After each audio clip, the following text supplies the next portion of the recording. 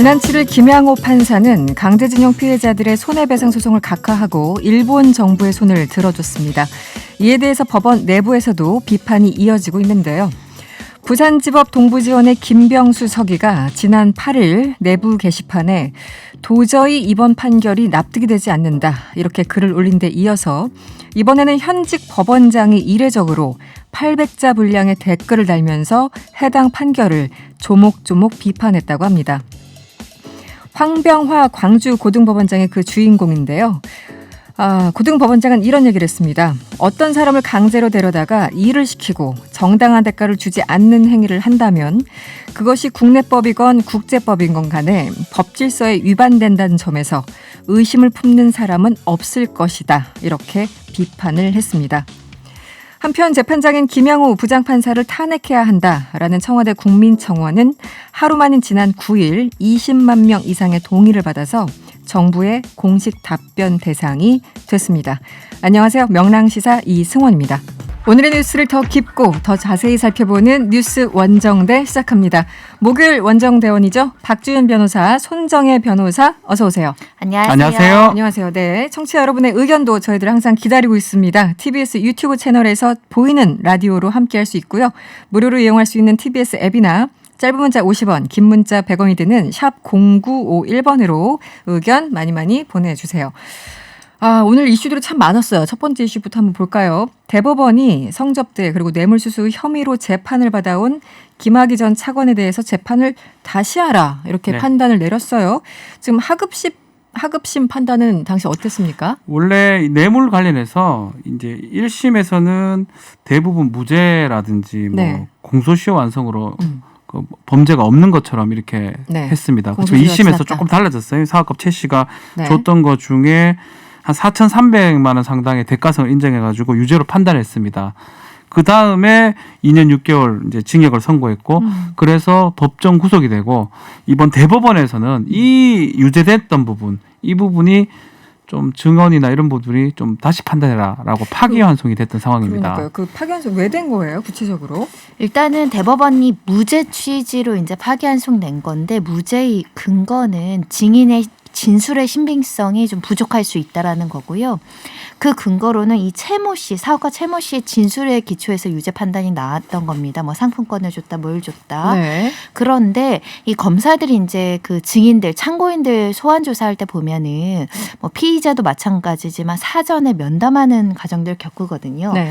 그게 또 뭐 면담을 뭐 몇 부장이 나오냐, 직급에 따라 뭐 면담을 하느냐 이런 이야기도 있는데 이것에 대한 절차적인 문제를 이야기한 겁니다. 그러니까 수사기관에 소환해서 면담하는 절차를 거친 후에 증인이 이제 피고인에게 불리한 진술을 하는 경우에는 혹시 사전 면담에서 검사들에 의한 회유나 압박 그리고 답변 유동, 암시 등으로 진술이 오염될 가능성이 있다라는 거죠. 근데 이 사건에서도 사업가 최모 씨가 진술하기 전에 사전 면담을 거쳤기 때문에 이 과정에서 그럼 그 당시 어떤 면담을 했었고 왜 면담을 했었고 그 방법은 뭐고 구체적인 내용이 무엇인지를 검찰이 직접 증명을 해야 되는데 검사가 이에 대한 별다른 이제 증명을 하지 않았기 때문에 혹여라도 이 진술이 이렇게 조금 구체화되는 것은 이런 사전 면담 과정에서 회유나 압박이나 모종의 어떤 암시가 있었을 수 있다 이렇게 보신 것 같고요. 이 최모 씨 사업가의 좀 특장점은 자식이 이제 좀 유명한 연예인이라고 하죠. 그래서 처음에는 진술을 못했다 우리 아이에게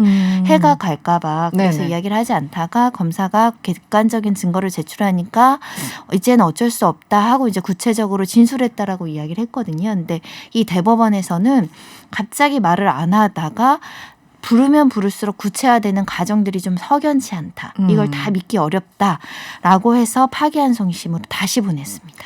기본적으로 이제 뭐 이번 사건뿐만 아니라 이 검사가 증인을 만나는 건 아주 일반적인 건가요? 기술적으로? 만날 수는 있죠. 안 만나는 경우도 있어요. 왜 우리 드라마가 요즘 법정 드라마 너무 많은데 뭐 증인들이 갑자기 짠하고 그런 경우는 거의 없습니다. 그런 경우는 없고. 사실은 우리 형사 재판 절차가 어떻게 되어 있냐면 원래 조사 과정에서 이 증언을 받아놨는 참고인 진술조사나 증인을 받아놓은 거를 갖고 법정에서 피고인이 그거 못 믿겠다 하면 그 증인을 데리고 나오는 겁니다. 밖에서 있던 사람을 법정에 네. 데리고 오는 방식이기 때문에 네. 대부분 그런 증인이 많고요. 네. 다만 지금 드라마에 나오는 증인들은 뭐 재정 증인이라든지 아주 예외적인 상황입니다. 그러니까 그 지금 어쨌든 이 검사가 이 최 씨 그 증인을 만났는데 어쨌든 그 김학의 전 차관에 대해서 계속 좀 불리해지고 검찰에서 조사할 때 얘기했던 것과 법정에서 진술했던 게 좀 달랐다. 여기에 대해서 재판부가 이거는 좀 이상한데 뭐 이렇게 되는 건가요? 지금? 그러니까 대법원이 네. 증인이 사전에 검찰에 소환돼 면담하는 과정에서 영향을 받았다.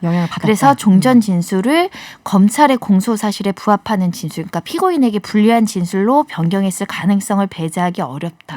이렇게 본 거라서 진술이 좀 바뀔 수도 있고 처음에 말 안 했다가 그 다음에 막 토로할 수도 있는데 그 경위에서 네. 검찰이 사전 면담하는 관행이 좀 부적절하다라는 측면을 지적했다라는 데 의미가 있을 것 같고요.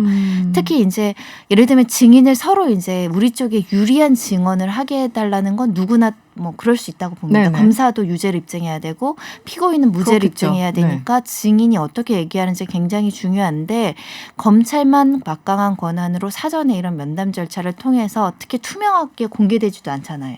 이 면담 자리에서 무슨 이야기를 했는지 네. 우리 또 영화에서 보면 이거 안 보이면 어떻게 할 거야 뭐 이런 네네. 과거에 잘못된 간행도 있었기 때문에 네. 그런 점들에 대해서 지적을 했다라고 보이지만 사실은 이렇게 진술의 신빙성을 인정하기 어렵다는 건 좀 이례적이기는 해요. 왜냐하면 사전 면담 과정들은 통상적으로 많이들 중요 사건에서 왜 해왔기 하필 때문에 이거만 이렇게 엄격하게 되었느냐 이 부분을 얘기를 하시는 네, 거군요. 그래서 그런 면이 조금 의아스러운 측면이 있는데 이게 또 뭐 안 좋은 방향은 아닙니다. 검사들이 이제 정식 조사 들어가기 전에 사람 데려다 놓고 무슨 얘기하는지 사실 잘 모르잖아요. 그렇죠. 네. 네. 아니, 그러니까 법조인들이 보시기에는 어떤가요? 지금 이 대법원의 판단? 난리도 아니다 이렇게 얘기를 좀 하고 싶어요. 난리도 아니다. 결국은 최초의 조사를 잘못했기 때문에 이 난리를 치고 있는 거로 보여요. 애초부터. 그냥 기막이잖아요. 사실 그 동영상상 봤을 그렇죠. 때는 네. 그거 아니라고 계속 하다 보니까 엉뚱하게 그걸 봐주게 됐고 또 그걸 봐주니까 문제가 되니까 또 한편에서는 딴 거라도 좀 넣어야 되겠다 싶어서 무리하게 또 수사를 해가지고 어쨌든 간에 뭐 이건 네. 법원 판결이니까요. 저는 뭐 무리한지 아닌지는 정확하게 알 수는 없지만 네. 어떤 대법원 판결상으로는 지금 증언의 신빙성이 떨어진다라는 거거든요. 그러니까 난리도 아니다는 상황까지 지금 온 거다. 김학의가 뭔데 네. 결국 이른까지 왔는 결국 검찰이 망신에 망신을 계속 당하는 상황이 아닌가 저는 그렇게 봅니다. 그러니까 애초부터 검찰이 김학의 전 차관에 대해서 당시부터 검찰 그 수사를 제대로 했으면은 이렇게까지 그건 조사받고 네. 뭐 성범죄가 되든 뭐가 되든 그때 끝내야 될 사건을 그렇게 그렇죠. 봐주고 해가지고 이까지 온 거죠. 결국은 이제 김학의 전 차관이 뭐 이렇게 뇌물 성접대 이거는 지금 어디론가 사라지는 것 같고 네. 사실 이제 불법 출금 의혹으로까지 가서 정반대 완전 반전극이 펼쳐지고 있는 상황이잖아요. 지금 어떻게 봐야 되나요? 그러니까 과거에 이제 네. 거대 부정부패 비리는 검사들이 어떤 수사권과 기소권의 어떻게 남용 문제죠. 과거사에 가장 뚜렷하게 남은 사건입니다. 김학의 전 차관이 지금 채모 씨 뇌물건으로만 문제가 되는 것보다 그보다 훨씬 더 오래된 부정부패 비리는 대부분 대법원에서 무죄, 면소는 뭐냐면 공소시효가 지나서 실체관계와 상관없이 너무 시간이 지나서 우리는 판단할 수 없다는 거거든요. 네. 그렇게 이제 종결되는 문제가 검찰로서는 굉장히 과거사를 반성해야 되는 부분이다. 이렇게 치열하게 오랫동안 올 일도 아니었다. 또 그 과정에서 수사를 하는 과정에서 또 출국 금지를 막는 과정에서의 불법 가지고 지금 거대 악처럼 이렇게 네. 검사가 검사를 수사하고 지금 뭐 재판을 하고 서로 수사단과 내부에서 좀 분란도 있는 상황인데 이게 악의 크기가 있어요. 그러니까 불법의 크기를 뭐 제가 단정하기는 어렵지만 그래도 어떤 불법성, 부정부패, 비리의 크기를 보면 김학의 사건이 훨씬 더 거대했던 사건이죠. 죄의 경중이 분명히 있죠. 하지만 네. 지금 거의 다 무죄 취지고 무죄로 지금 보석으로 나왔잖아요. 네네. 최종 무죄가 될 가능성도 배제하기 아주 어려워요. 높아요. 사실 지금 무죄 상황이면. 그럼 그 취지로? 부분에 네. 대해서는 책임을 못 묻고 결국은 끝나버리고 그 과정에서 수사를 했던 수사관들이 어떻게 보면 좀 무리한 절차적인 위반이 있었을 수는 있겠지만 그래도 어떻게 출국을 안 시키고 수사를 시키려다가 발생한 업무상의 과실이 더 거대악처럼 또 언론에 보도되는 그러니까요. 것은 네. 제가 생각할 땐 좀 불공평한 면이 있다. 그럼 무죄 판결을 파기환송심에서 예. 무죄가 나올 가능성이 더 지금 어쨌든 높아진 거네요. 검찰 수사단에서는 일단은 그 사전 면담 제도는 검찰 사무규칙에 있는 제도다. 네. 이걸 문제를 삼느냐라고 하면서 아마 이 유죄 입증을 하려면 요거 말고 다른 증거나 이런 것들이 좀 더 있어야 될 것 같아요. 지금대로 파기환송이면 이거는 무죄의 가능성이 좀 더 크지 않을까. 왜냐하면 무죄 취지로 지금 파기환송을 한 거거든요. 네. 형사재판은 증거재판주의입니다. 암만 했다는 생각이 들어도 입증 활동을 해야 되고 증거가 있어야 되고 증거는 상당히 신빙성이 있어야 되고 개연성이 있어야 되거든요. 네. 좀 거기에서 떨어졌기 때문에 이 정도로 된다. 그냥 전개가 된다 그러면 최종적으로 김학의 전 차관은 무죄로 될 가능성도 있다 생각이 듭니다. 앞으로 검사들이 수사하기 굉장히 어려워질 텐데 예전엔 수사받다가 아마 인권침해 당했다는 주장 너무 많이 나오니까 수사 과정을 아예 녹화해버렸거든요. 네네. 이제는 이제 참고인들 면담 과정도 다 녹화를 해야 되는 시기가 왔다. 그런 상황이. 네. 그래서 모든 조사가 투명하게 그러니까 밀실에서 뭐 따로 만나거나 이런 거 없애라는 게 이번 대법원 취지 같거든요. 그래서 검사들이 앞으로 수사할 때 더 인권 침해적인 요소를 빼고 오해받을 소지를 빼고 그리고 면담이 사실은 그 피의자나 참고인을 위한 자리이기도 해요. 마음을 좀 다독여주고 무서우니까 일단 불편하고 그걸 좀 진정시키는 자리로서도 유익한 면은 있는데 앞으로는 그 과정도 녹화할 가능성이 높아 보여요. 다 장단점이 있는데 어쨌든 김학의 사건과 관련해서는 모든 것들이 굉장히 그 고지고대로 어떻게 보면 법대로 기존의 어떤 관례나 그렇죠. 뭐나 이런 거는 없어지고 정말 유독 치밀하게 본다라는 느낌을 이상하겠죠. 지금 김학의 사건 10년이 훨씬 지금 지난 상황인데 결국 남은 거는 지검장 등이 이성명 뭐 이런 기소로 그러니까요. 출국 금지 그것만 지금 남아 있는 상황이 아닌가. 네. 참 놀랍습니다. 어쨌든 이번에 김학의 전 차관 기소한 검찰 수사단이 직접 이제 바로 입장문을 냈는데 해당 증인을 상대로 회유나 압박을 한 사실이 없다라고 반박을 하는 그런 상황입니다. 네. 네, 다음 이슈로 넘어가 보죠. 오늘 공수처 이 소식도 속보로 떴었는데 공수처가 윤석열 전 총장에 대해서 공식 수사에 착수했습니까? 네. 네. 뭐 이 공수처 같은 경우는 고위공직자에 대한 범죄를 수사를 할 수가 있는데요. 네. 지금 이미 고발이 됐던 부분입니다. 윤 전 총장하고 검사 2명이 2019년 5월 달에 이 펀드, 옵티머스 펀드 사기 사건 부실 수사했고 이 부실 수사했던 게 직권남용죄, 권리행사 방해죄에 해당한다라고 해서 고발이 됐고 지난 2월에 고발이 됐죠. 요거 하고 뭐 한명숙 전 총리 모해이증 사건 요거 수사를 좀 방해했다 등등을 합쳐서 지금 직권남용죄로 지금 조사가 되는 그런 상황입니다. 옵티머스 사건도 워낙 피해자들이 많고 또 이제 한명수 전 총리 모해 위증교사 사건도 굉장히 논란이 많았잖아요. 뉴스타파 같은 경우는 이 부분에 대해서 굉장히 집요하게 취재를 해왔었는데 윤 총장은 여기서 어떤 의혹을 받고 있는 거예요? 일단 옵티머스 관련해서는 피해가 굉장히 확산되기 된 계기가 수사를 받긴 받았어요. 초기에 한국전파진흥원이 수사를 받았는데 여기서 한 748억 원을 투자를 했습니다. 네. 중앙지검에서 이제 수사를 했는데 이 수사 과정에서 무혐의 처분이 났어요. 그러니까 옵티머스가 한번 수사를 최초에 받은 게 무혐의가 나다 보니까 그 다음 기관들이 더 투자하는 겁니다. 문제 없나 보다. 문제 없나 보다. 사기성 없나 보다 하고 막 투자가 늘어나서 결국은 이 옵티머스 측의 사기 행태가 가감해진 데는 이 수사가 부실해서 무혐의 나온 게 영향을 미쳤다. 네. 그런데 거슬러 올라갔더니 그때 서울중앙지검장이 윤 전 총장인데 그 당시에 보고받지 않았냐라는 질문이 나오자 나는 보고받지 않았다. 부장 정결 사항이다. 이런 주장인데 이 사건을 맡았던 그 김유철 원주지청장이 그 당시에 윤 전 총장의 측근이라고 불리고 이 사건의 변호인이 그 이규철 변호사님이라고 이제 박영수 특별검사팀에서 이제 브리핑 해주시던 그 윤석열 전 총장과 좀 끈끈한 관계가 있기 때문에 이렇게 좀 봐주기 수사, 부실한 수사를 한 거 아니냐라는 의혹이 제기된 건데 일단 무혐의 과정에서 어떻게 뭐 예를 들면 직권남용 이런 거죠. 이 수사 덮어, 이 수사 더 진행하지만 이런 구체적인 행위는 아직까지는 나오진 않았고 다만 그럴 약간 시민단체도 아주 특정한 행위를 특정하진 않았던 것 같아요. 그래서 좀 수사 결과를 지켜봐야 되고요. 한명숙 전 총리 모해이징 사건 같은 경우에는 이문정 감찰연구관 이것을 수사하겠다. 그런 목소리 굉장히 많이 냈고 문제가 있다. 이 모해이징을 교사한 사람이 검사라는 거거든요. 이 검사를 수사하겠다는 게 이 이문정 그 검사님의 생각이었는데 이거를 연구관 신분으로 수사권을 주어주냐 마느냐의 논란도 있었는데 일단 수사를 할 수 있는 여러 가지 절차들을 겪는 과정에서 윤 총장이 이것을 승인해주지 않았거든요. 왜냐하면 윤 총장이 무분별하게 수사나 기소권을 남용할 수 있다는 우려에서 이 임 연구관이 감찰 권한이 있는 직무대리로 발령하는 것을 막았다. 이런 부분에 있어서 모해 이진 교사 관련해서 수사를 방해하고 기소를 방해했다라는 의혹을 받고 있었습니다. 네. 지금 이문정 검사 같은 경우는 굉장히 그 부분에 대해서 그 내부적으로 이제 수사하고 이제 열심히 스터디를 해왔던 그런 상황인데 수사를 제대로 못하는 그런 붕 뜬 상황이 됐었잖아요. 지금 생각해 보면.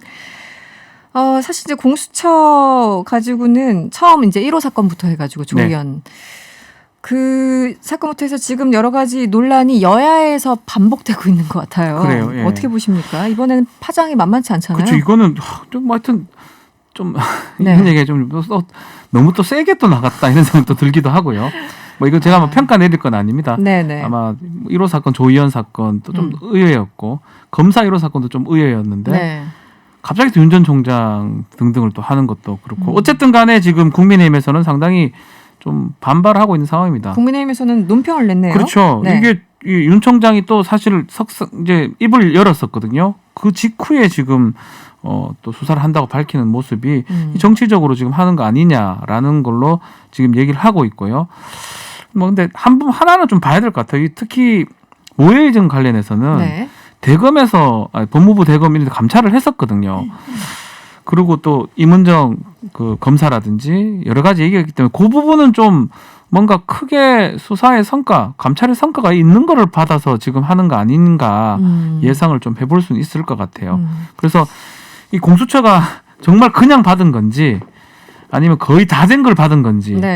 근데 앞에 이 지금 옵티머스 사건들은 제가 봤을 땐 그렇게 성숙됐기는 좀 어려워 보이는데 모해이증 사건은 거의 감찰을 진행을 많이 했기 때문에 상당히 좀 진행이 된 걸로 지금 알고 있고. 이문정 검사가 파일을 넘겼다. 본인이 얘기하면 끝인 거예요. 본인이 지금 피해자일 수도 있고 뭐 본인이 가장 문제된 사람이고 본인이 제일 많이 아는 사람이기 때문에 적극적으로 얘기했다 그러면 이 사건은 되게 커질 수 있는 거거든요.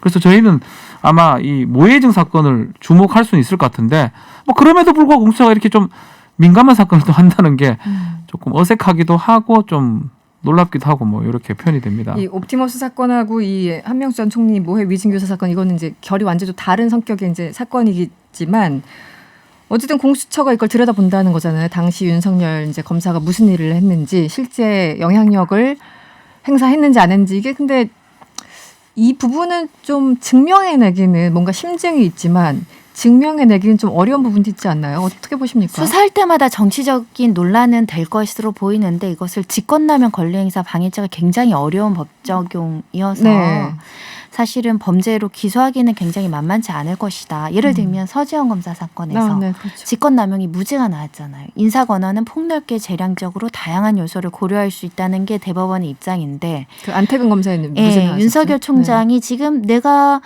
인사권자로서 그 이문정 검사가 이 사건을 하면 안 될 것 같아서 내 인사 재량 권한으로 그냥 발령을 내지 않았을 뿐이다. 다른 검사들도 많으니까. 그래서 내가 적극적으로 수사에 개입하거나 이 검사를 옹호하기 위해서 수사를 중단시킨 거 아니다. 이런 취지의 변론은 나올 거거든요.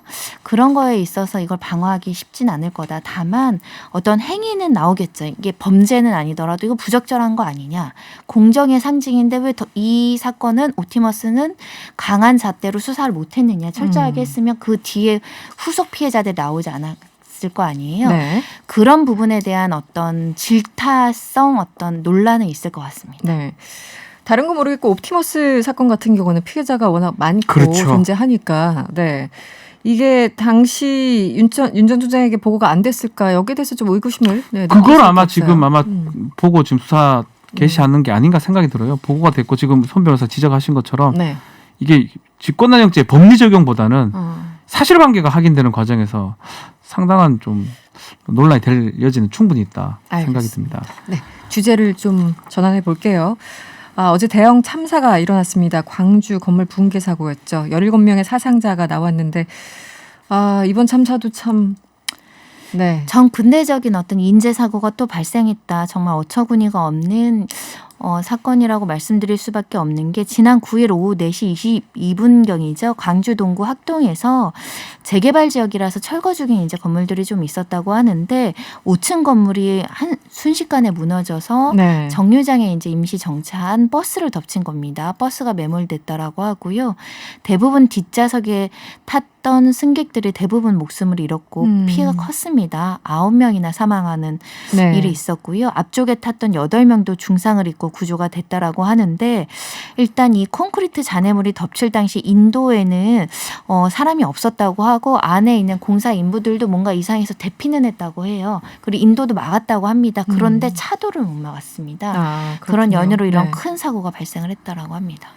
이것도 정말 인재죠. 네. 예. 매뉴얼대로 했으면 이런 사고 안 나잖아요. 해체 계획서가 있습니다. 지자체 허가를 받은 해체 계획서가 있는데 이거를 그대로 지켰으면 문제가 없습니다. 뭐 정확한 거는 뭐 전문적인 부분이 알 수가 없지만 하여튼 뭐 성토체를 쌓고 아니면 뭐 지지대 보강하고 이렇게 순서대로 저층은 어떻게 하고 고층은 어떻게 하고 이렇게 그 계획서를 분명히 허가 받았는데 그거대로 하지 않고 바로 그냥 해체 공사에 들어가다 이런 사고가 난 거거든요. 이것도 뭐 사실은 뭐 천재지변 이렇게 보긴 어렵고 인재라고 봐야 될 것 같습니다. 기본적인 게 안 지켜져서 좀 너무 황당한 수준이야. 이런 걸 보면은 어떻게 이런 사고가 일어날 수 있지? 잠원동에서 그 신혼부부가 그 반지 맞추러 가다가 정말 안타까운 희생이 있었고 그래서 더 엄격하게 꼼꼼하게 철저히 관리감독하겠다라고 했는데 또 같은 문제가 발생했다는 점이 정말 이 책임자들 철저하게 책임을 질 뿐만 아니라 현대산업건설 산업개발에서 이제 사과하고 피해 회복에 열심히 하겠다라고 했지만 이렇게 대기업들도 이런 실수가 나온다는 부분에 있어서는 조금 더 강력한 조치 필요한 거 아닌가? 피해 회복이 안 돼요. 돌아가셨는데 어떻게 회복을 합니까? 그리고 더 제가 좀 의아한 것은 아마도 여기 안전을 총체적으로 관리하는 감리인이 아마 상주하지 않았던 것으로 알고 있어요. 그러니까 상주 감리를 하는 걸로 제도도 개선해야 되는 거 아닌가 싶습니다. 네. 알겠습니다. 사고 원인에 대해서 자세한 내용은 저희 3부에서 전문가 인터뷰로 따로 조금 더 내용을 짚어보도록 하겠습니다. 오늘 원정대 여기서 마무리할게요. 지금까지 박지은 변호사, 손정혜 변호사였습니다. 오늘 고맙습니다. 감사합니다. 한 주간 회자된 화제의 말들을 만나보는 시간이죠. 좋은 말, 나쁜 말, 이상한 말. 네, 오늘 함께할 분 비유의 달인 MC 장원 씨 어서 오세요. 네, 안녕하세요. 반갑습니다. MC 장원입니다. 네, 반갑습니다. 오늘도 참 여러 가지 말들 향연이 펼쳐질 텐데 여러분들 기대를 해주시고요. 네, 맞습니다. 먼저 첫 번째 말. 재벌이 일배를 하면 어떻게 되느냐? 그냥 일배입니다. 네, 뉴스공장 진행자죠. 김어준 공장장의 발언 먼저 들어보겠습니다. 정용진 부회장의 SNS는 바로 그 인식의 연장선상에 있는 겁니다. 재벌이 일배를 하면 어떻게 되느냐? 그냥 일배입니다. 네. 어떤 상황에서 이런 발언이 나왔죠? 네, 지난 9일이었습니다. 네. 이 김어준의 뉴스공장에서 진행자 김어준 씨가 정용진 신세계그룹 부회장에 대해서 했던 말인데요.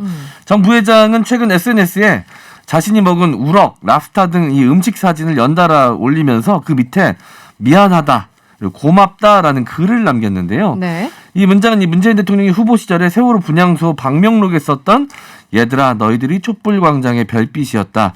너희들의 혼이 천만 촛불이 되었다. 미안하다.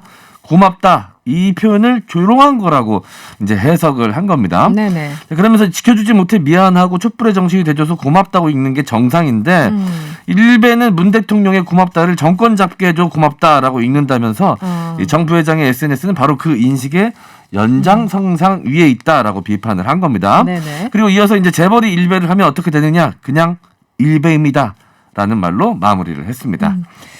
저도 이제 그 정용진 부회장 하도 이제 뉴스에서 다루니까 저도 보게 됐는데 보고 싶진 않았습니다만 어쨌든 보게 됐는데 미안하다 고맙다를 놓고 사실 표현이 단순한 그냥 일상적인 본인의 어떤 레토릭 표현이다 아니면 이거는 특정인을 겨냥한 조롱이다 여러 가지 논란이 있는데 MC 장원 씨가 보기에는 어떠셨어요? 네, 초반이 논란이 있었을 때는 사실 이 미안하면서도 고마운 감정이 보통 사람들도 많이 느낄 수 있는 감정이잖아요. 그렇죠. 네. 그런 말을 종종 쓰기도 하고요. 그런 일들이 우리 주변에서도 많이 있고요. 그렇죠. 일상적으로. 네. 미안하지만 감사해야 되는 일들이 분명 존재하기 때문에 저는 오히려 이제 문 대통령을 비난하고 싶은 사람들이 억지로 연결을 시켜서 이거를 좀 비화시키는 게 아닌가라는 생각을 초반에 좀 가졌는데 네네. 이후 정 부회장의 대응이 저는 오히려 그게 아니었나라는 생각을 좀 하게끔 만들었습니다. 대응을 보니까 내가 했던 네. 그 첫 번째 생각하고는 아니구나. 네, 좀 왜냐면 다르구나. 오히려 네. 이제 무대응을 할 수도 있었고 본인이 그렇죠. 정말 아니면 네. 무대응을 할 수도 있었고 아니면 적극적으로 해명을 해서 그런 게 아니라 일상적으로 쓴 말이었고 자주 쓰는 표현이다라고 해명을 바로 했으면 이렇게 크게 논란이 비화되지 않았을 텐데 마치 더 조롱하듯이 초성으로 올리기도 하고 영어로 써서 올리기도 하고 땡땡땡으로 올리기도 하고 이거는 처음부터 의도가 있었을 수 있겠다라는 생각을 충분히 좀 하게끔 만들더라고요. 어떻게 보면 이제 그렇게 해석하고 논란이 있고 이 자체를 좀 즐기는 듯한 네. 즐기지 않으면 계속 그런 식으로 유지하면서 그런 그러니까요. 워딩을 쓰진 않았을 것 같은데 네네. 느낌적 느낌이지만 네. 근데 정부 회장 같은 경우는 SNS 많이 하는 걸로 좀 유명했었죠 원래. 네, 맞습니다. 이 SNS를 통해서 이제 본인 회사의 마케팅을 적극 활용했었죠. 이 팔로워만 66만 명입니다. 그렇게 많군요. 그리고 이제 이 소탈한 모습을 좀 많이 보여서 많은 사람들의 좀 반응을 이끌어냈었는데요. 네. 요리하는 모습을 많이 좀 올렸었습니다.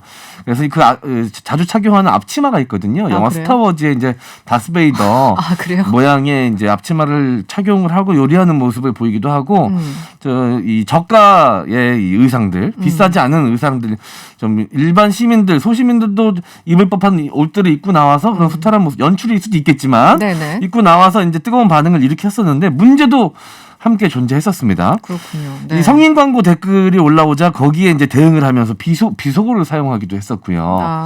그리고 이제 요리 사진을 올리면서 샥스핀 요리를 올렸는데 이 상어 지느러미 요리인데 네. 동물 학대 논란이 있는 요리거든요. 그렇죠. 네, 근데 네네. 그 요리를 이제 버젓이 올려서 이제 비난의 대상이 되기도 했었습니다. 지금 뭐 오너 리스크들 이런 얘기까지 나오는 상황이에요. 조금 네. 그 이후에 태도 변화가 있었습니까? 어떤가요? 네, 이 이후에 계속해서 아까 말씀드렸던 대로 본인은 잘못을 인정하거나 사과하거나 아니면 그렇지 않았다라고 해명하는 모습은 없었고요. 네. 계속해서 이제 어떤 반응을 보였냐면 그 회사 측에서 홍보팀에서 제발 좀 힘들게 하지 마라라는 이야기를 들었다. 그래서 네. 오해받을 만한 행동은 하지 않겠다라는 글을 올리긴 했습니다. 그런데 이제 또 팬덤이 존재하거든요. 이 정 부회장의 팬덤 같은 경우는 뭐 긍정적인 반응을 보이기도 합니다. 정용진답다라면서 또 반면 이런 밀고 나가는 방식이 좀 불편하다. 네네. 오너 리스크다. 이마트 불매 운동을 시작하겠다라. 세월호와 문 대통령을 조롱하는 것이다라는 비판적인 내용도 함께 존재하고 있는 상황입니다. 내용이 완전히 상반되는데 어쨌든 네. 우리 홍보실장이 오해받을 일 하지 말란다. 자기 힘들다고 이렇게 네. 푸념하듯이 네. 글을 올렸군요. 그 50년 넘는 습관도 고쳐야 한다라고 글을 올렸는데 그래서 50년 넘는 습관이 뭔지 제가 좀 찾아봤더니 네.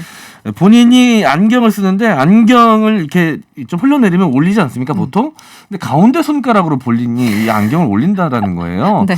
그래서 이제 그것도 지적을 받고 함께 이제 고쳐야 된다라고 이야기하면서 푸념을 한 건데 이런 습관 진작에 고치셨어야 되는 거 아닙니까?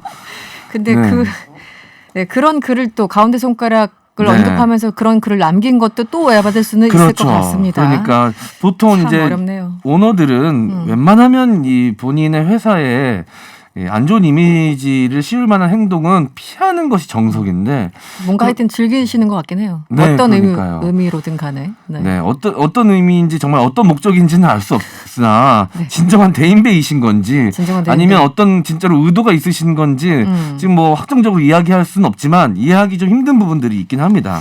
알겠습니다. 뭐 계속 또 글을 올리실 것 같고요. 네. 네. 두 번째 말로 넘어가 볼까요? 젊은 사람들이 이걸 억가라고 합니다. 국민의힘 이준석 당대표 후보의 말인데요. 먼저 준비된 음성 들어보시죠. 막말 프레임을 씌우기 해가지고 과도한 젊은 사람들이 이걸 억가라고 합니다. 억지로 까려고 한다 이렇게 얘기하거든요. 이것도 막말이라 하실지 모르겠지만은 억가를 중단하시는 것이 네거티브 논쟁을 좀 줄이는 데 도움이 되지 않을까 생각합니다. 이번엔 또 어떤 내용인가요? 네, 어제 이제 9일 여의도 KBS에서 열린 국민의힘 당대표 후보들의 마지막 TV 토론에서 네. 이준석 후보와 나경원 후보가 이 설전을 벌이면서 나왔던 말입니다. 나 후보는 먼저 이 후보를 향해서 그 안철수 국민의당 대표에게 속값을 쳐준다라고 했고 탐욕 심판, 지라시 등의 이제 발언은 당 대표가 되면 아주 적절치 않다, 굉장히 리스크가 될 수 있다라고 이제 포문을 열었고요. 네. 그러자 이 후보는 이제 후배 정치인에게 막말 프레임을 씌운다라면서 이제 물러서지 않은 것입니다. 특히 망상은 장애인 비하 표현이라고 한 나 후보의 발언을 꺼내면서 젊은 사람들은 이런 것을 억까라고 합니다. 네. 억지로 까려고 한다. 이렇게 이야기하거든요. 억까를 중단하시는 게 네거티브 논쟁을 줄이는 데 도움이 되지 않을까 생각한다라고 또 지적을 한 겁니다.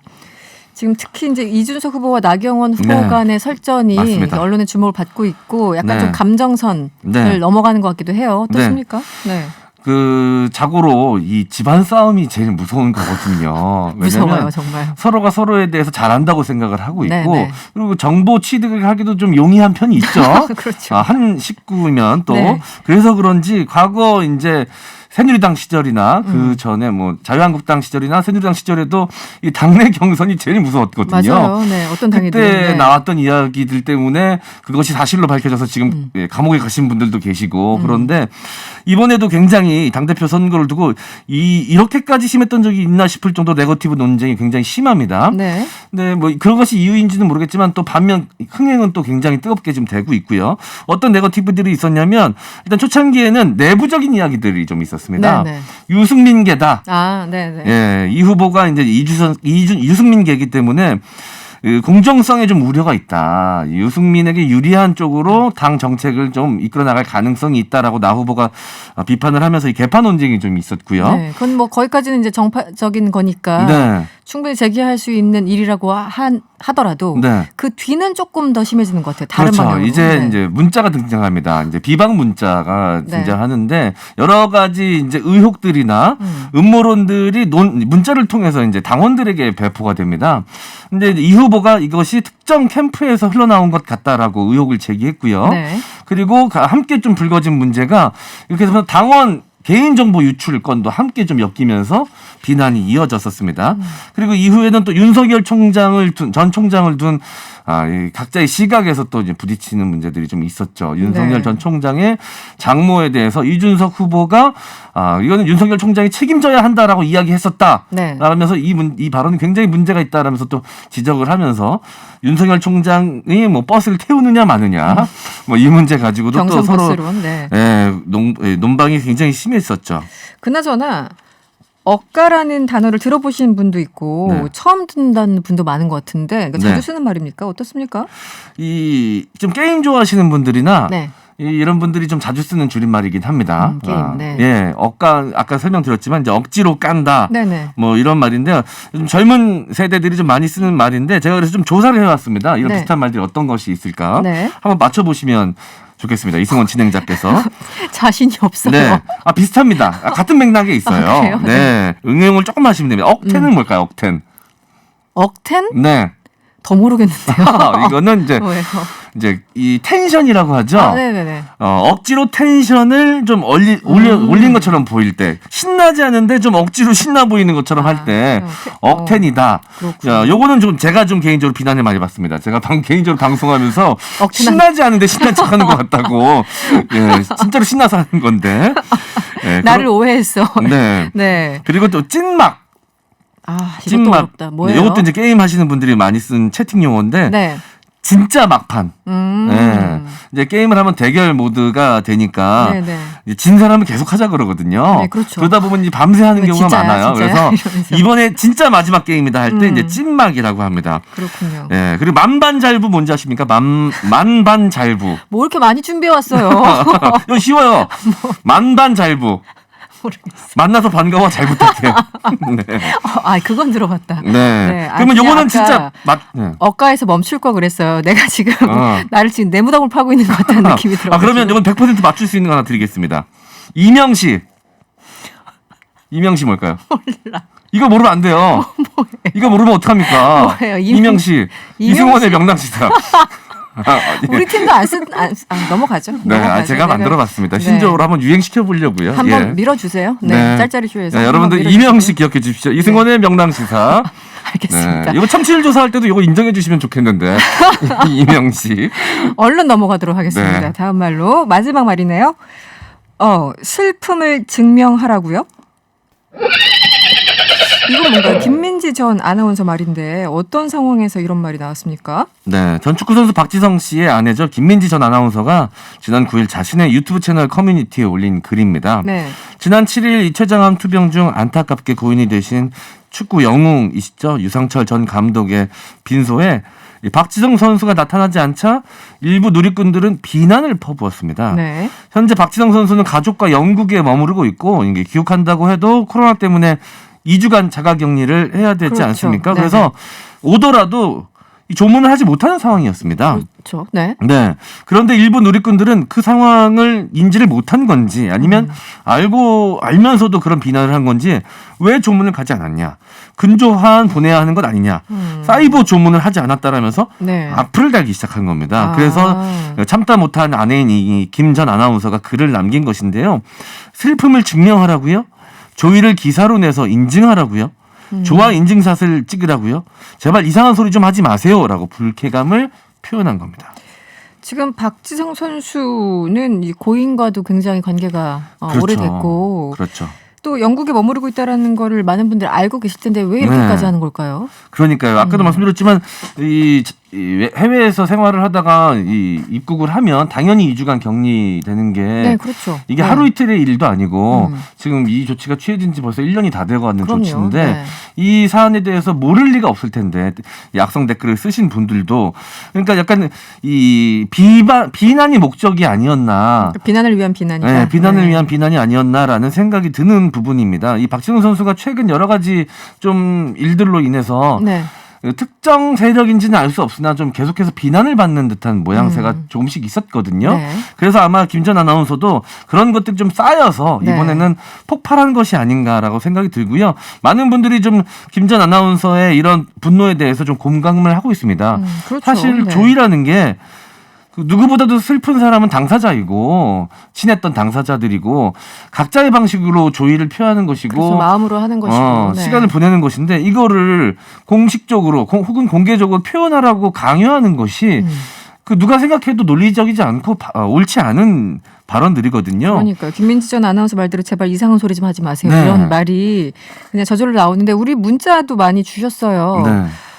3502번님 조문을 증명하라니 이게 말이냐 방구냐 이렇게 문자 주셨고 4605번님도 각자의 사정과 형편이 있는데 모든 일을 자기 기준으로 판단하고 말하는 것 자체가 문제가 있어요. 할 일도 없으신가요? 이렇게 또 따끔하게 문자를 주셨습니다. 네. 또 다른 분은 4322번인데 대한민국은 화가 나 있는 것 같습니다. 하나만 걸려라. 건드리기만 해봐라. 하는 식으로 벌떼같이 달려들어서 헐뜯는 것에 흥미를 느끼는 사람들이 많아지는 것 같습니다. 이렇게 문자를 주셨습니다. 네. 마지막으로 5443번님 좀 다른 문자인데요. 네. 명랑시사 일주일 가운데 가장 웃음이 나는 코너 장원 씨가 있어서 기쁘다고. 감사합니다. 네. 예. 찐팬이 또 이렇게 문자를 주신 것 같습니다. 네, 5443이요. 왠지 아는 번 같은 아는 느낌이 번. 드는 건 그냥 제 느낌이겠죠? 예. 느낌이 아닐 수도 있어요. 나중에 찾아보세요. 네, 알겠습니다. 알겠습니다. 이제 오늘도 마무리를 할 시간입니다. 장원 씨를 보내드려야 될 것 같아요. 지금까지 네. 말말말이었고요. MC 장원 씨였습니다. 고맙습니다. 감사합니다. 궁금한 뉴스 대신 검색해드립니다. 인간지능 AI 방송인 최영진 씨와 함께합니다. 어서 오세요. 네, 안녕하세요. 검색형진입니다. 네, 오늘은 어떤 주제인가요? 자, 오늘도 날이 굉장히 더웠잖아요. 남양 특집으로 준비했습니다. 남양 특집이요? 예. 벌써 혹시 무서운데. 그 배우 손현주 씨 주연의 영화 네. 숨바꼭질 보셨나요? 봤어요. 보셨죠? 무섭던데 엄청. 무섭죠? 네. 예, 실사판이 등장을 했습니다. 실사판이요? 예, 오늘의 주제 누군가 우리 집에 숨어 산다. 우리나라에서. 네, 우리나라에서 벌어진 일이죠. 우리나라에서 벌어졌고 남양 특집으로 가려고 했는데 갑자기 트로트가 나오네요. 왜 그랬어요, 진짜. 어떤 사연인지. 네. 자, 잘 따라오셔야 됩니다. 네, 머릿속에 알겠습니다. 좀 그리면서 따라오시면 돼요. 네. 경남 창원에 사는 A 씨는요. 지난해 10월 말쯤 본인 소유의 집 근처를 우연히 지나다가 차를 갑자기 돌립니다. 네. 집을 산 2017년 6월부터 딱 한 번 임대를 준 후로는 그 집을 비워뒀었는데요. 갑자기 본인 집에 불이 켜져 있는 겁니다. 진짜요? 예. 오, 자, A 씨는 처음에 어떡해. 예전에 집 보러 온 사람 왔을 때 불을 안 끄고 갔나 생각하면서 급히 집 쪽으로 향했는데요. 네. 집이 가까워 오면서 네. 분명히 누군가 우리 네. 집에 살고 있다는 생각이 강하게 들었다고 합니다. 자, A 씨 집에 들어가서 문을 발로 찹니다. 이후에 무섭고도 황당한 일이 벌어지는데요. 네, 궁금하시죠? 어떤 상황인가요? 예. 누구야 하는 고성과 함께 한 남자가 문을 열고 나타납니다. 집주인인 A 씨는 그 남자를 보고 깜짝 놀랐는데요. 네. 2개월 전쯤 A 씨의 집을 보러 왔던 40대 B 씨였어요. 아, 구면이에요? 네. 예, 구면입니다. 네. A 씨는 너무 황당하고 놀라서 여기 왜 있냐라고 물었는데요. B 씨가 이렇게 대답했습니다. 안 그래도 연락을 드리려고 했는데 일이 너무 바빠서 연락을 못했어요. 죄송합니다. 연신 사과를 했다고 합니다. 아니 그냥 죄송할 일이 아니잖아요. 죄송할 일이 아니죠. 그러니까 한 2개월 전쯤 집을 벌었던 그분이 계속 살고 있었던 살고 거예요? 있었습니다. 자, A 씨가 집 안에 들어갔는데 더 기가 막힌 상황이 펼쳐져요. 네. B 씨가 마치 자신의 집처럼 냉장고 4대와 냉장고는 또 왜 4대나 두는지 모르겠는데 컴퓨터 설치하고 서재까지 꾸민 채 살고 있었다고 합니다. A 씨는 일단 그날은 시간이 너무 늦어서 집을 나왔고요. 이후에 여러 차례 B 씨에게 전기세와 수도세 그리고 약간의 임대 비용을 내고 빨리 짐을 빼라라고 이야기했다고 해요. 네. 자, 그런데 B 씨는 그때마다 이사 갈 거다. 죄송하다면서 차일피일 날짜를 미뤘다고 합니다. 네. 자, 그런데요. 해를 넘긴 올해 2월까지도 집을 비워주지 않았다고 해요. 이게 작년 10월에 작년 그렇죠. 그런 예, 거잖아요. 작년 일입니다. 화가 나잖아요. 네네. 이에 A 씨는 2차례 112 신고도 했으나 강제로 B 씨를 몰아낼 수가 없었다고 합니다.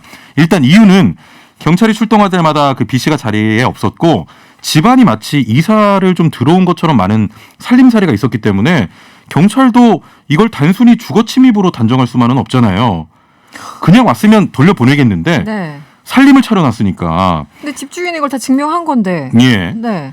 그 경찰이 임대 매매 등에 대한 정확한 확인 절차가 끝나기 전까지는 A 씨가 반대로 집주인이 자기 집에 들어가거나 물건을 옮길 경우 A 씨가 또 주거 침입죄가 성립될 수 있다는 취지로 설명을 해서 말도 안 돼. 자신의 집에 들어가지도 못한 채 시간이 흐른 겁니다. 이거 너무 황당하네요. 그래서 지금 어떻게 됐습니까? 예. 네. 지금 6월이에요, 지금. 6월입니다. 그래서 지금 A 씨가 B 씨에게 임대료 400만 원과 전기세, 수도세를 5월 9일까지 내라. 네. 그리고 집을 비워라. 이렇게 해서 서로 약속을 했다고 해요. 네. 자, B 씨 어머니 이름으로 통장에 300만 원만 입금하고 이사는 하지 않고 있는 상태라고 합니다. 아직도요? 아직도. 참다 못한 A 씨는 결국에 진해경찰서에 정식으로 사건을 접수했는데요. 경찰은 현재 두 사람에 대한 1차 사전조사는 완료가 된 상태고 무단으로 A 씨 집에 이사를 가 산 것으로 확인되면 무단 가택 침입 등의 혐의로 입건해서 수사할 방침이라고 밝혔습니다. 아니 무섭죠? 이게 무슨 사이버 범죄도 아니고 이렇게 복잡할 게 없잖아요. 집주인이 그러니까요. 누구든지 뻔히 나와 있는 건데. 예. 정말 이상하네요. 제 마음을 저는, 대신해서 문자로 주셨어요. 5150번님이 법이 진짜 이상하네요. 속 터져. 세상에 왜 이래. 막 이렇게 아니 문자 주셨고. 본인 집인데 몇 개월 동안 살게 냅둔 거예요 지금. 그러니까요. 박장대소님도 집주인 진짜 어이없고 황당하겠네요. 이게 무슨 일이고 막 이렇게 문자 주셨고. 처음에 무섭다가 네. 저도 기사를 보는데 네. 황당하더라고요 이게. 그러니까 우리나라 예. 법이 너무 이렇게 좀 복잡한 것 같아요. 그렇습니다. 네, 살면 살수록 참 그런 생각이 많이 듭니다. 네, 오늘 감사하고요. 지금까지 최영진 씨였습니다. 고맙습니다. 예, 감사합니다. 네, 명랑시사 1, 2부는 여기까지고요. 잠시 후 3부에서 뵙겠습니다. 네, 저희 TBS가 31살입니다. TBS 개국 31주년을 맞아서 연속 기획으로 이번 주 내내 특집 인터뷰를 준비하고 있는데요. 주제는 포스트 코로나와 우리의 자화상입니다. 오늘은 조세 정의 그리고 자산 불평등에 대해서 이야기를 나눠볼 텐데요. 내가 만드는 복지국가 오건우 정책위원장 모셨습니다. 어서 오세요. 예, 안녕하세요. 네, 어떻게 팬데믹 가운데 잘 지내셨습니까? 예, 무사히 잘 지내고 무사히 있습니다. 잘. 네, 칼럼도 잘 쓰시고요. 제가 예, 열심히 예. 챙겨보고 있습니다. 고맙습니다. 지금 사실 이제 얘기할 게 너무 많아요. 자산 불평등만 해도 1시간, 2시간 얘기할 수 있을 것 같은데 하나하나 좀 따져볼게요. 통계청이 지난달 발표한 2021년 1분기 가계 동향 조사 결과 이걸 봤더니 우리나라 빈부격차가 여전히 심각하다고 나왔습니다. 사실은 여러 가지 이제 예전보다는 복지 혜택도 있고 전체적으로 나라 국력도 올라가고 해가지고 이게 조금 잦아드는 게 아닌가라는 기대감이 있었는데 전혀 아닌 것 같아요. 이 원인이 뭘까요? 그러니까 이게 분기별로 통계청이 발표하거든요. 네네. 그래서 언론이나 정부도 민감하게 그 분기별 수치에 반응을 하시는데 사실 좀 길게 보면요, 큰 변화가 없어요. 그렇죠. 그러니까 굉장히 불평등이 심하고 네. 뭐 정부가 여러 정책을 쓰고는 있습니다만은 그 격차가 거의 고착화됐다고 보고 있고 특히 작년에 코로나 재난을 겪으면서 네, 네. 이제 그 전에도 이게 불평등이 심각했는데 훨씬 더 이제 확대 재생산되는 이제 그런 아직은 이게 다 통계로 잡히진 않습니다만은 작년하고 지금 진행되는 일이니까 이제 많은 분들이 오히려 더 확대 심화되고 있는 거 아니냐 이제 그런 우려까지 하고 있죠. 네. 이게 조세 문제 또 복지의 문제 이런 것들이 서로 다 이제 함수관계로 연결되어 있는데 그냥 일반적으로 생각하면 부자는 일단 좀 많이 내고 많이 번 사람은 거기에 따라서 많이 내고 또 누진적으로 내고 또 적게 번 사람들은 뭐 조금 낸다거나 아니면 안 낸다거나 이런 식으로 어쨌든 이 조세라는 게 좀 원활하게 움직여서 뭔가 좀 가난한 사람들, 어려운 사람들을 도와줘야 된다고 생각을 하는데 일반적으로 아주 평범하게 얘기했을 때 지금 위원장님 생각하는 조세 정의라는 건 어떤 건가요? 보통 사람들이 생각하는 조세 정의는 소득 있으면 당연히 세금을 낸다. 당연히 낸다. 네. 이게 일종의 조세 형평성이라고 네. 이름 붙일 수 있고 또 하나는 소득이 다 똑같지는 않잖아요. 네. 그러니까 많이 버는 사람들이 좀 더 많이 세금을 낸다. 이건 누진성입니다. 네네. 그래서 형평성, 누진성. 아마 많은 분들이 이것을 조세 정의의 주요한 원칙으로 볼 것 같아요. 네, 거기에 대해서 크게 뭐 이견을 갖고 있는 사람은 많지는 않을 것 같아요. 예. 누진적이고 이제 형평성을 가지고 조세를 그 세금을 낸다. 그런데 지금 보면은 세금을 오히려 그 뭐라 그럴까 최상위 계층 같은 경우는 그 실효세율이라고 하잖아요. 예. 우리가 이제 수치로는 나와 있는데 실제 내는 걸 따져봤더니 저 위에 계신 분들은 오히려 실효세율은 또 낮아졌다. 예. 최근 4년간 보면 이건 왜 이런 건가요? 그러니까 제가 조금 설명을 드리면 우리가 그 세금에서 세율이 있잖아요. 네. 근데 세법에 있는 세율 예를 들면 누구는 25%, 네. 최고 세율 45% 이건 법정 세율이라고 하는데 네. 지금 사회자께서 말씀하신 건 실효세율이거든요. 그래서 법정 세율은 뭐 5개 구간, 7개 구간 딱 정해져 네. 있는데 실효세율은 개인마다 다 달라요. 왜냐하면 분모는 자신의 원천 소득이고 분모는 네. 그 분자는 자신의 세금인데 네. 자신의 세금은 다 다르거든요. 그렇죠. 그래서 사실은 이 조세에서 가장 중요한 개념은 바로 이 실효세율이에요. 실효세율. 이 세금의 강도를 보여주는 거거든요. 그런데 법정 세율이 아무리 높아도 네. 애초 소득에서 과세되지 않는 어떤 영역이 있거든요. 이게 네네. 공제입니다. 공제 감면. 공제 감면이 많아버리면 네.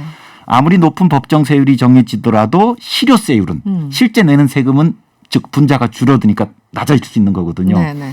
그러니까 지난 한 8, 9년 과정을 보면요. 우리나라 소득세나 법인세의 법정 세율은 굉장히 높아졌어요. 소득세율 같은 경우는 지금 최고 세율이 45%니까 네. 여기에 10% 지방소득세가 또 붙어요. 그러면 49.5이면요. 네. 우리가 가입해 있는 OECD 국가 평균은 훌쩍 넘어요. 그 수치만 본다면. 네, 그러니까 네. 우리나라 세금이 세구나라고 네. 생각할지 모르겠지만 원천 소득에서 세금을 부과하지 않는 공제가 너무 커지는 거예요. 그래서 아까 말씀하신 슈퍼 부자분들. 네. 예를 들면 우리나라에서 상위 0.1%에 해당되는 분들은 당연히 법정 최고 세율이 적용되고 네. 또 최고 세율이 계속 올라왔으니까 그분들의 실제 내는 세금의 그 수준도 높아질 것 같은데 누진적으로 될 지금 것 보면 같은데. 조금 그대로이거나 혹은 떨어져요. 이건 뭐냐면 이런 슈퍼 부자분들이 다양한 방식으로 공제를 찾아서 지금 챙기고 있다라는 거거든요. 특히 금융 쪽에서. 네네. 그래서 요번에 그 상위 0.1%의 실효세율이 하향한 건 굉장히 중대한 사안이거든요. 0.1%. 예. 네. 국세청에서 2012년부터 이 수치를 공개한 이후 좀 계속 올라갔었는데 이번에 처음으로 아래로 떨어졌거든요. 그래서 야 이게 슈퍼 리치들에게 그들이 찾아서 가져갈 수 있는 어떤 금융 영역에서의 공제, 세금을 피해갈 수 있는 공제 영역이 꽤 지금 존재한다라는 걸 지금 반증한 거예요. 그러니까 뭐 불법까지는 이걸 이제 아니더라도 찾아내야 됩니다. 네, 불법까지는 아니더라도 법망을 빠져나갈 수 있는 이제 지식이 많은 거겠죠. 그래서 이렇게 하면 공제도 많고 저렇게 하면 이걸 이제 포트폴리오를 구성할 거잖아요. 자산을. 그렇죠. 그래서 많이 공제받을 수 있는 방향으로 가서 결과적으로는 실효세율을 낮추게 만드는 그런 그렇죠. 효과. 그리고 그분들은 뭐 아주 전문적인 또 이 그렇죠. 세무 상담사들을 두고 그러니까. 하니까 그래서 이제 세율에 대한 논란이 우리 사회에서 컸는데 최고 세율은 꽤 높아졌어요. 오히려 틈틈이 있는 이런 공제 틈새 네. 이런 것들을 정비하는 게 이제 또 새로운 과제로 등장한 겁니다. 그래서 지금 말씀하신 게 지금 최근 4년간 전체 세율은 높아졌는데 실제 고소득자 세부담은 늘지 않았고요. 지금 말씀하신 정말 최상위 계층 한 0.1% 예. 정도는 오히려 실효세율은 낮아졌다. 예. 예전보다 덜 내더라 세금을. 그렇게 된 상황입니다. 어디서부터 이 공제 제도를 좀 가장 먼저 손봐야 되는 건가요? 어떻게 보십니까? 공제제도 사실 우리나라 소득세는 이제는 세율의 문제라기보다는 공제예요. 공제. 아무리 세율이 높아도 네. 공제가 너무 많아버리면 실제로 걷는 세금, 내는 세금은 줄어들 수밖에 그렇죠. 없거든요. 네. 그런데 이 공제를 개혁하기가 어려운 게 슈퍼리치들도 공제를 여러 가지 방식으로 이제 찾아가고 있는데 사실은 모든 소득자들이 다 공제를 받고 있거든요. 네. 그러니까 일반 서민들도 상당한 공제를 지금 받고 있습니다. 네. 그러니까 공제를 선보는 순간 아마 언론은 서민 증세를 한다라고 또 바로 이렇게 타이틀을 걸 거예요. 네. 그러다 보니까 정부도 그렇고 국회 정치권도 그렇고 제가 쭉 한 뭐 이렇게 20년 동안 지켜본 바로 의하면 공제를 선보자는 얘기를 잘 못해요. 저는 그래서 이제는 일반 서민들한테 해당되는 공제들도 있거든요. 굳이 뭐 그걸 손보라는 건 아니에요. 네네. 상위 계층들에게 적용되는 공제들이 있어요. 특히 금융상품들의 공제들이 네. 있습니다. 네. 높은 세율이 적용되지 않고 이제 세법에서는 분리과세라고 하는데 일정한 단일 세율이 적용되는 거거든요. 네. 저는 이런 것들을 타켓으로 삼아서 이런 금융상품들의 구조조정이 저는 필요하다고 봐요. 알겠습니다. 사실 이제 세금 문제하면 부동산하고도 또 이제 직접적으로 연관이 되는데 요즘 뭐 종부세, 재산세 굉장히 복잡합니다. 민주당도 보궐선거 이후에 여러 가지 진단을 하고 있는데 모르겠어요. 저 개인적으로는 민주당에서 좀 잘못된 방향으로 가고 있는 건 아닌가라는 생각이 저 개인적으로는 드는데 종부세, 재산세는 발표를 했어요. 어떻게 보십니까? 지금 논의 과정. 그러니까 내일 11일입니다. 내일 네네. 11일 오전 10시에 민주당에서 의원총회를 열어서 부동산 세제 개편안을 확정한대요. 당론을. 네. 저도 사회자님하고 좀 비슷한 생각입니다. 아주 속이 터집니다. 네. 종합부동산세법 제1조에 목적이 명시되어 있는데요. 두 가지 목적이에요. 하나는 종합부동산세를 통해서 부동산 과세에서의 조세 형평성을 도모한다. 조세 형평. 두 번째, 네. 부동산 가격 안정화를 도모한다예요. 지금 한국의 부동산 시장이 어떤 상태입니까? 지난 1년 동안 폭등을 했고 특히 고가 주택에서의 그 상승폭은 더 크거든요. 심하죠. 네. 집값이 오르면 세금도 오르는 건 상식이에요. 근데 집값이 올랐다고 기존의 보유세 체계를 개편해가지고 그분들에게 세금을 안 늘게 하겠다는 건데 이건 어불성설이죠. 아까 좀 전에 우리가 얘기했던 이 불평등의 또 가장 근원적인 게 자산에서의 불평등인데 네. 이 고가의 주택을 가지신 분들한테 아니 자산 가격 상승은 그대로 다 인정하고 이것도 불로소득과 특혜거든요. 인정하고 불로소득이죠. 전형적인. 그 세금에 대해서는 그분들이 불평을 하니까 받아주는 거예요. 네. 그리고 올해 그 국토부가 발표한 자료에 의하면 네. 이제 주택인 경우에 아파트를 포함해서 이 종부세 대상이 전체 주택의 3.7% 정도 되거든요. 그게 주택수를 봤을 때 3.7%인 예, 주택수의 3.7%인데 네. 지금 민주당에서 내일 논의할 안건은 2%만 주택의 2%만 종부세를 매기자는 거니까 거의 절반을 그러니까요. 빼주자는 거거든요.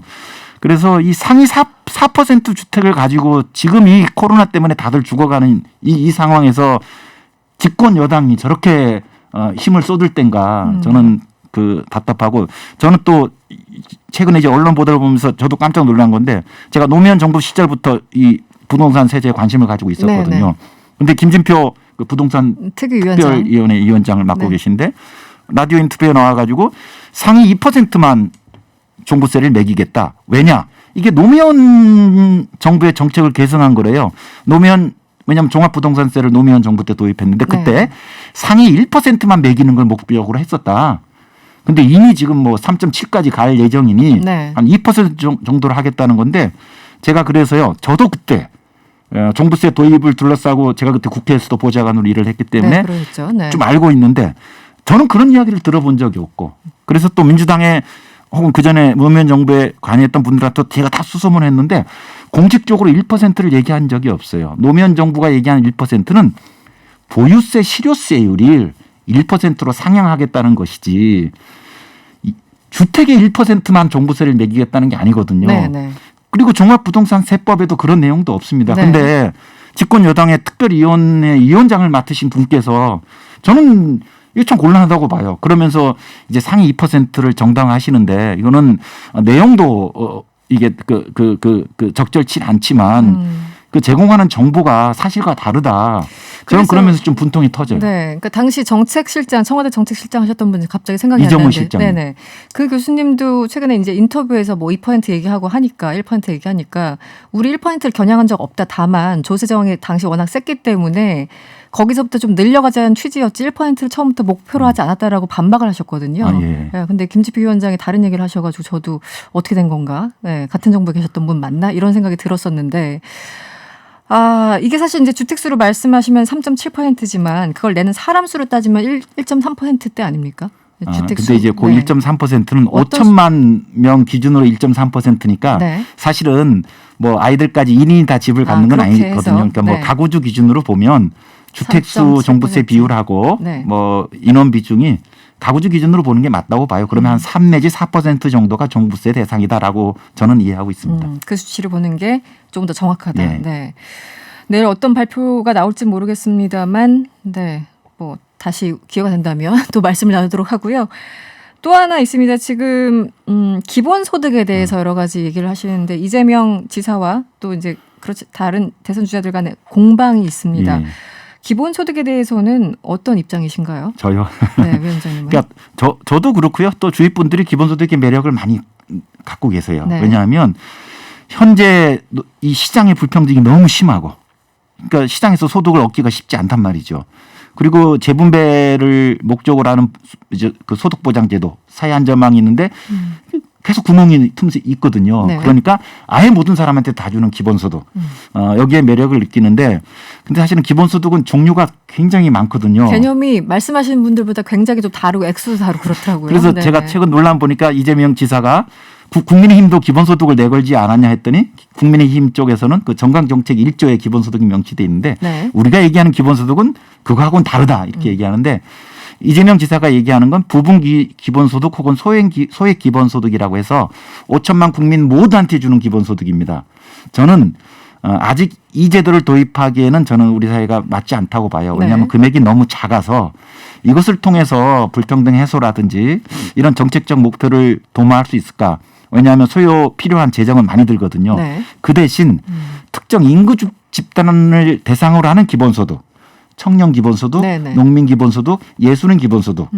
그리고 지역이나 집에서 자녀나 부모를 돌보지만 지금 아무런 보상을 못 보고 하는 있잖아요. 분들 계시죠. 네. 이런 분들을 위해서는 뭐 돌봄 기본소득, 또 사회적으로 유익한 활동을 하신 분들한테는 참여소득 이런 거, 이런 게 이제 복지계에서는 사회수당이라고 부르고 네. 기본소득에서는 범지형 기본소득이라고 부르는데 저는 이런 영역부터 확대해 가면 서로 손을 잡고 갈 수 있지 않을까 그렇게 생각합니다.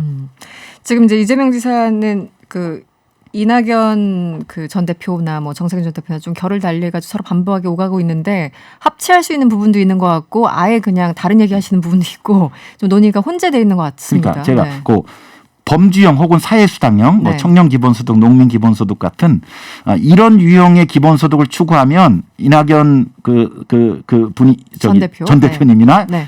이 지사나 그렇게 이견이 없을 거예요. 그리고 기존의 복지계하고도 이견이 없어요. 그런데 네. 5천만 국민에게 모두 주자. 네. 이게 이제 보편적 기본소득이죠. 그러면 아마 서로 합차이가 어려울 겁니다. 어려운 상황일 것이다. 네, 알겠습니다. 오늘 시간이 다 돼서 오늘은 여기서 마무리를 하겠습니다. 지금까지 내가 만드는 복지국가 오건호 정책위원장이었습니다. 오늘 고맙습니다. 예, 고맙습니다.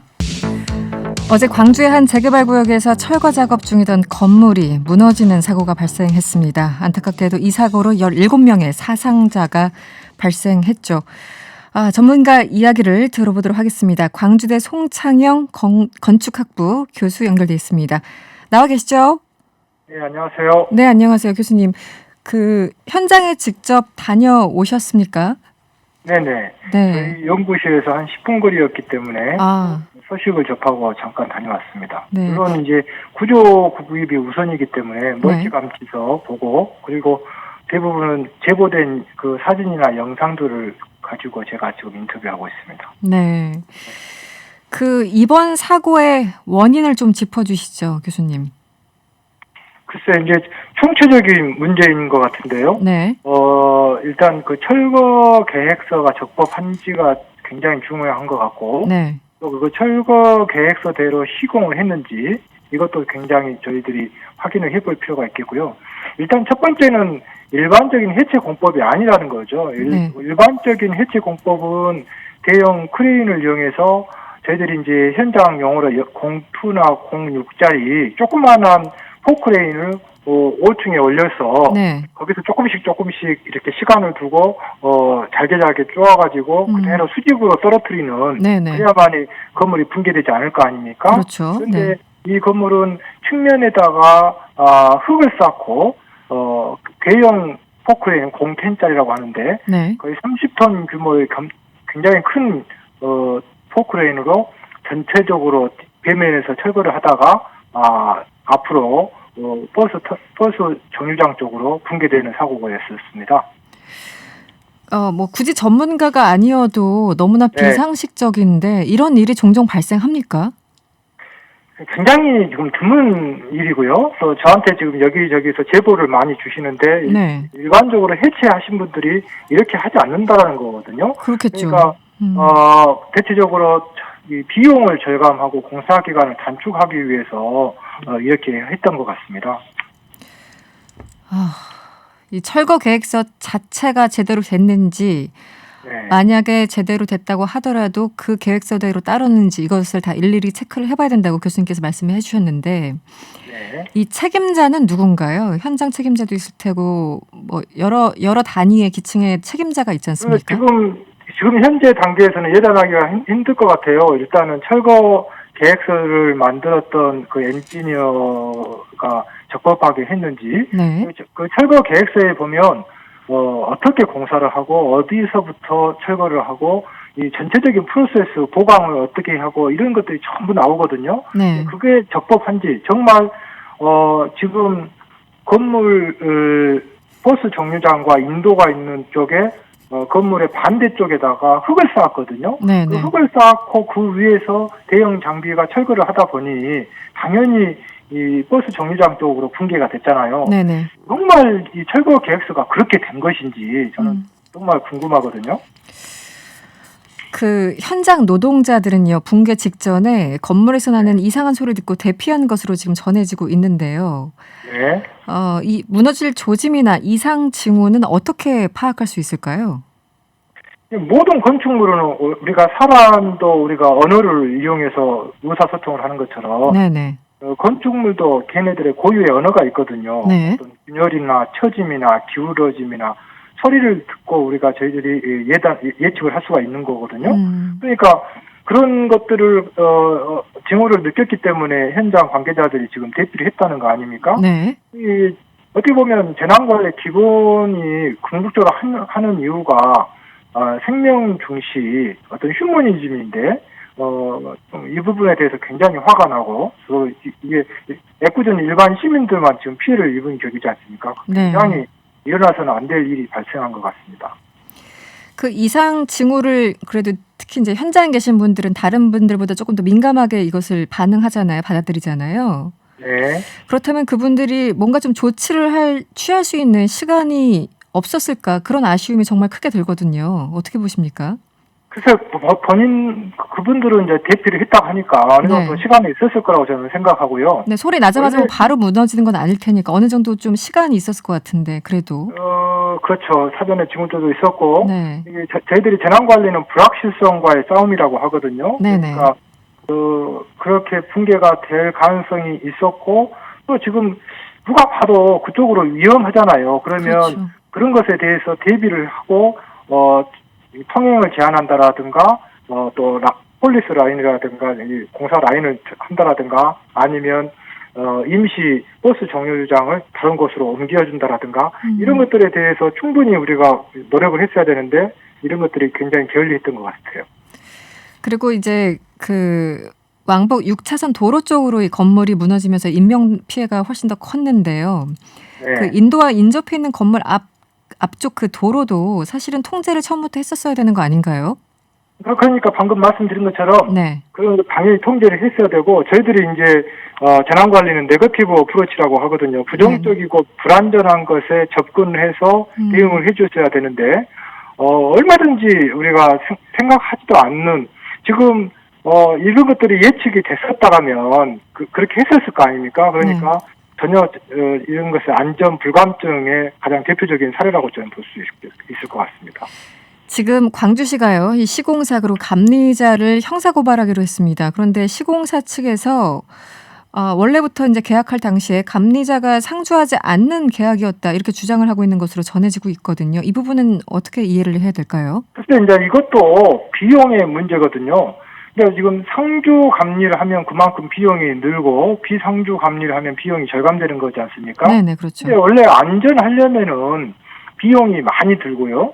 또 안전하려면은 공사 기간이 충분해야 되고 안전하려면은 불편합니다. 우리가 자가용을 운전할 때 불편함을 감수하고 우리가 안전벨트를 매는 것처럼 또 우리가 극장에 갈 때 좀 여유 있게 출발한 것이 안전 운전에 도움이 되는 것처럼 이게 되는데 이 비용을 절감시키기 위해서 이렇게 했던 것 같고요. 이 제도 자체가 이렇게 됐기 때문에 그건 어쩔 수 없지만 문제는 자꾸 얘기하지만 이 철거 계획서대로만 했다면 철거 계획서가 적법했다면 큰 문제가 없었을 텐데 제가 생각할 때는 철거 계획서 자체가 부실했었을 것이고 또 철거 계획서들은 시공하지 않았을 거라는 것이 거의 이 현장 관계자나 또 우리 해체하신 분들 또 저희 건축 구조 전공하신 분들이 저한테 지금 계속 제보를 주고 있거든요. 제가 조금 전에 질문드린 것처럼 이제 시공사 측은 감리자가 상주하지 않는 계약이었다 이렇게 주장한다고 말씀드렸잖아요. 네. 근데 이런 계약이 흔히 있습니까? 감리자가? 그렇습니다. 상주 감리가 있고 비상주 감리가 있고 지금 제도 자체가 그렇게 되어 있습니다. 그렇군요. 제도적으로 그러니까 법적으로 문제가 없는 거고 계약상 그냥 정하기 나름인 거군요. 그렇죠. 그러니까 이게 공정의 대소 경중을 따져가지고 중요한 공정은 상주 감리를 해야 되고 중요하지 않는 것은 비상주를 또 해도 된다라고 현행 규정은 그렇게 되어 있죠. 이번 사고를 이제 2년 전이었죠. 서울 잠원동 이 철거 현장 사고와 비교하시는 분들, 그때 사고를 떠올리시는 분들 상당히 많습니다. 그 이후에 이제 건축물 관리법도 뭐 좀 바뀌고 여러 가지 규정이 강화된 걸로 알고 있는데요. 이번 사고를 보면은 전혀 달라진 게 좀 없어 보입니다. 가슴 아프게도 좀 달라진 게 없고요. 그게 이제 저는 인식 부족의 탓이라고 생각해요. 지금 광주뿐만이 아니라 서울, 경기도 또 우리 국내뿐만이 아니라 전 세계적으로 지금 구도심의 공동화 그리고 노후 건축물의 이 노후화에 대해서 전 세계적으로 항상 이게 큰 추세거든요. 이게 이제 좀 노후 건축물이 굉장히 쓰나미처럼 밀려오는데 문제는 이 노후 건축물의 파괴 메커니즘, 즉 붕괴 메커니즘이 굉장히 어렵습니다. 저희 건축공학적으로 봐도. 왜냐하면 건축 설계 도면도 일단 오래됐기 때문에 될 부분이 없고요. 또 그 부식의 정도가 같이 철근 콘크리트로 만들어졌다 하더라도 철근의 부식 정도가 그 위치마다 다 틀릴 거 아닙니까? 그렇죠. 그렇기 때문에 우리가 섣불리 예단하기가 굉장히 힘듭니다. 그렇기 때문에 여러 가지 불확실성에 기인한 재난의 메커니즘을 그걸 담을 수 있는 관련된 법과 제도를 보완해야 되는데 이런 법과 제도가 아직 따라가지 못하고 있다고 저는 생각하고요.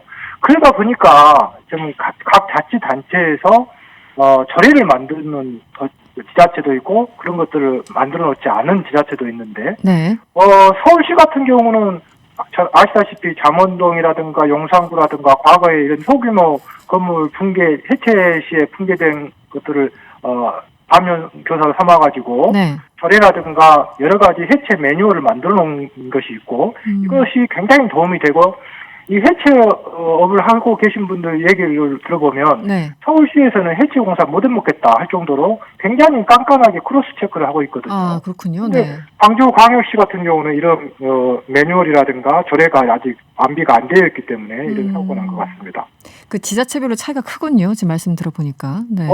지금 현재 해체 쪽은 굉장히 지자체마다 그 해체 관련된 조례라든가 행정 자체가 조금 중구난방식으로 되어 있죠. 네, 알겠습니다. 오늘 말씀 잘 들었습니다. 고맙습니다. 네, 감사합니다.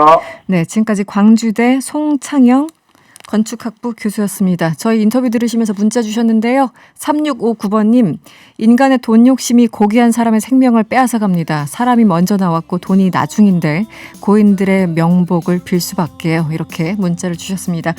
네, 명랑시사 저희들이 준비한 내용은 여기까지입니다. 저는 내일 저녁 6시 10분에 찾아오겠습니다.